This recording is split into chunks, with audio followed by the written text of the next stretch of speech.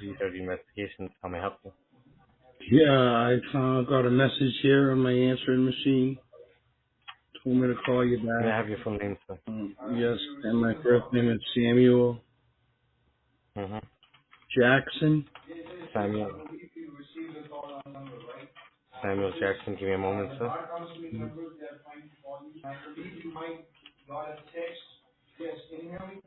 Could you verify your last four digits of your social security number, sir? 2131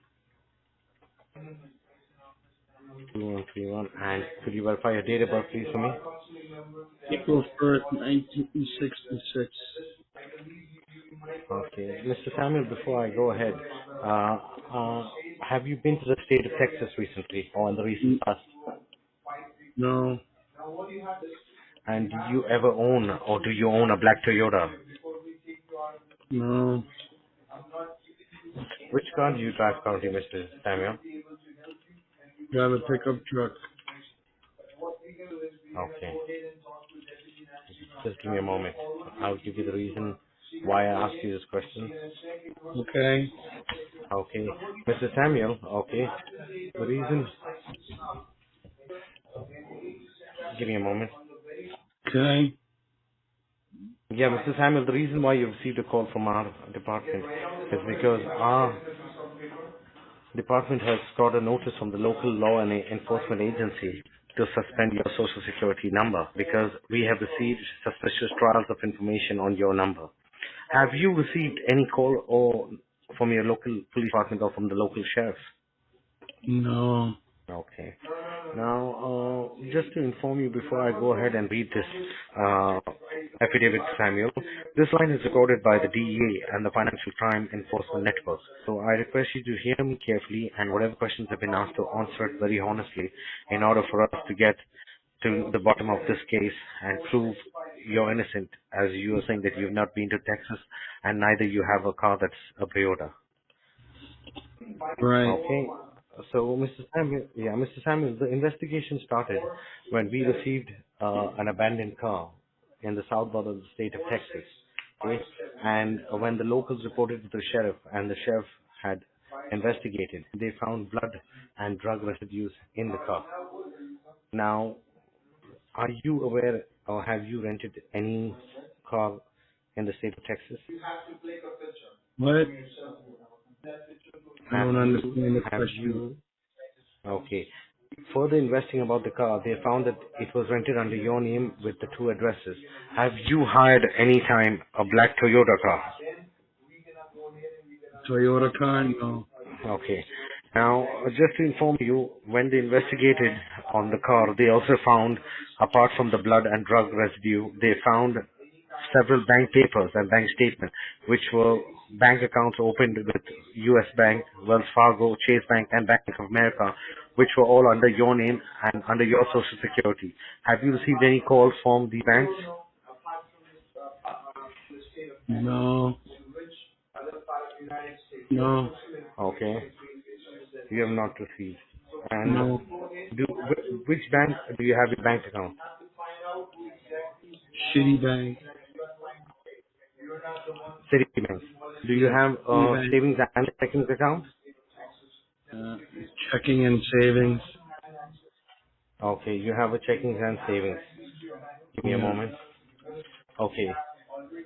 Now, Mr. Samuel, the information that I have at this point of time, I do understand that someone has access to your information, which is the biggest concern for you as well as us, as you might be a victim of identity theft. Now, I'm going to ask you a few questions, and want you to answer them honestly, because what happened to you should not happen to anyone else. So keeping in that in mind, we need to differentiate first what information is true and what information is fake, which means what is your true belongings and what the imposter or the fraudster has opened up in your name. So I want to ask you, have you received any calls from any loan lending companies or credit card companies? Yeah, they call. Okay.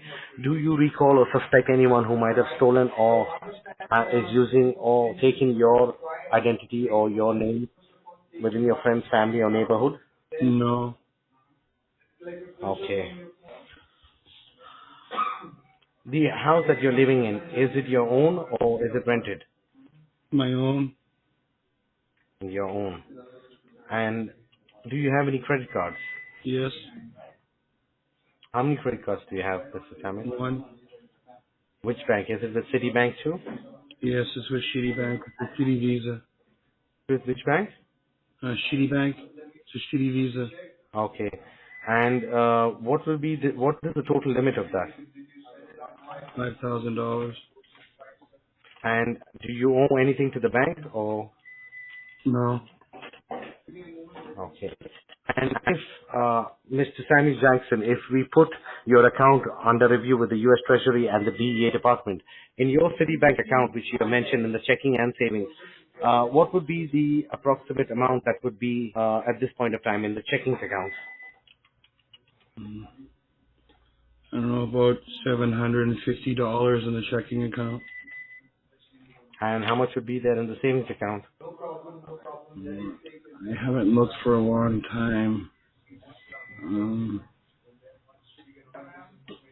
I don't know the exact figures. It's around 160,000. 160,000? Yeah. Give me a moment. Okay. Do you have any health insurance? Yeah, sure I do. And do you have any 401k account or any IRA? No. Okay. Give me a moment while I'm filling up an asset verification form. Hold on. Okay. The number that I'm calling you on, Mr. Samuel, is it your cell phone number or your landline? No, it's It's a cell phone? correct. Okay. And do you drive even now, right? Do you move around even now for work or do you work? Are you working now or you're retired? No, I work. Okay, Mr. Samuel Jackson. Give me a moment while I'm just filling up your asset verification form and sending it across to my senior officer. Give me a moment while because I will be transferring you to my senior officer who will verify these details again with you and give you more details with regards to the case. Okay. Please be on hold. Please be on hold, Mr. Samuel. Yes. Hmm. Hmm. Thank you for your patience, Mr. Samuel Jackson.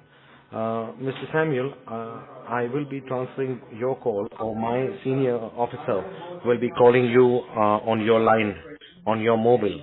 Could you confirm the number for me, please? No, I don't want to hang up. I said I was going to get You in want to hang up? hang up. No. Pardon, sir? You said I'd get in trouble if I hang up. Yeah, no, I'm asking you to confirm your No. mobile number for me. No, I don't want to hang up. I'll take Okay, care. give me a moment. I can hold.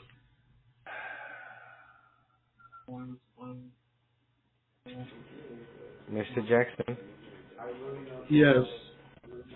Yeah, you'll be receiving a call on the other line from my senior officer. Okay.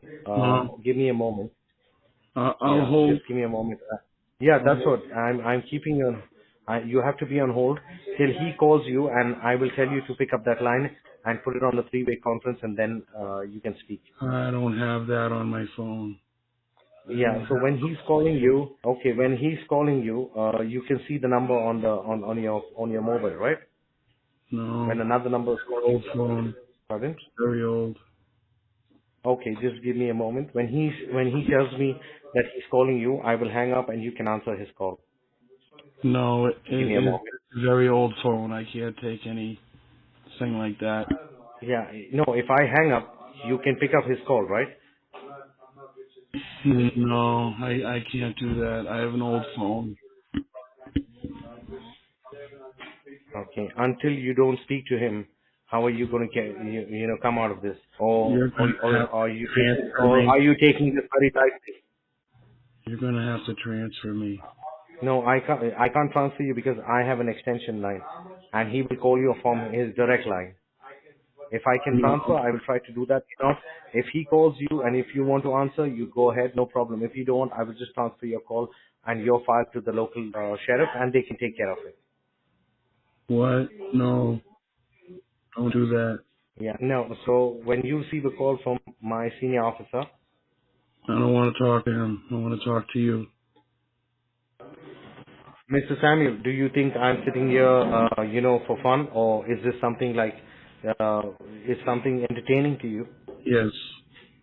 Do you think that I'm fooling around? Yes. Okay. So then why don't you just take that phone and shove it up your ass?